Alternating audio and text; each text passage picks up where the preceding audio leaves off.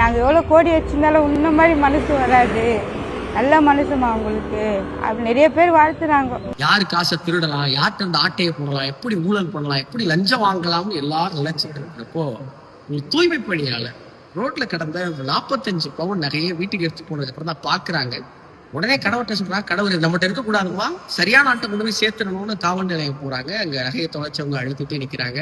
நகையை சரியா கொண்டு போய் சேர்த்துறாங்க. பத்மாக்கா இன்னைக்கு என்ன நடந்திருக்கு பத்மாக்காக்குன்னா, அக்காவுடைய பேர்ல போஸ்டல் ஸ்டாம்ப் தபால் தலை வெளியிட்டு இருக்கு அரசாங்கம். எவ்வளவு பெரிய மகிழ்ச்சியான விஷயம் பாருங்க. அவங்களுக்கு தெரியும் அதோடைய மதிப்பு இன்னைக்கு 50 லட்சம் ரூபாய்க்கு மேல.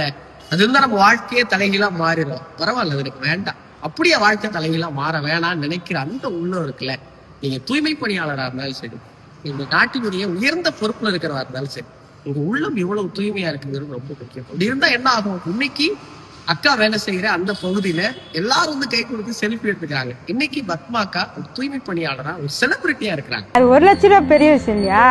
1500க்கு நான் தேடிட்டு இருக்கும்போது தமிழக அரசு அவங்களை பாராட்டி 1 லட்சம் ரூபாய் காசோலை கொடுத்துருக்காங்க. நேர்மைக்கு கிடைச்ச அந்த 1 லட்சம் இருக்குல்ல, அது அவ்வளவு சந்தோஷமா இன்னைக்கு நான் ரொம்ப மகிழ்ச்சியா இருக்கேன். அக்கா சொல்றதை பாக்குறப்போ இதுக்கு முன்னாடி எத்தனை கோடியும் வெறும் மண்ணுன்னு நமக்கு புரியும். இங்க தொடர்ந்து காலங்காலமா எல்லாரும் புகட்டி வந்த அந்த ஒரு வார்த்தை இருக்குல்ல, நேர்மையா இருக்கும். இருந்தா என்ன நடக்கும்னா இதுதான் நடக்கும். உங்க வாழ்க்கை ரொம்ப மகிழ்ச்சியா இருக்கும். இந்த பாடத்தை மீண்டும் ஒரு முறை எங்களுக்கு எல்லாம் ஞாபகப்படுத்தின பத்மாக்காக்கு என்னுடைய பெரிய பெரிய பெரிய நன்றி.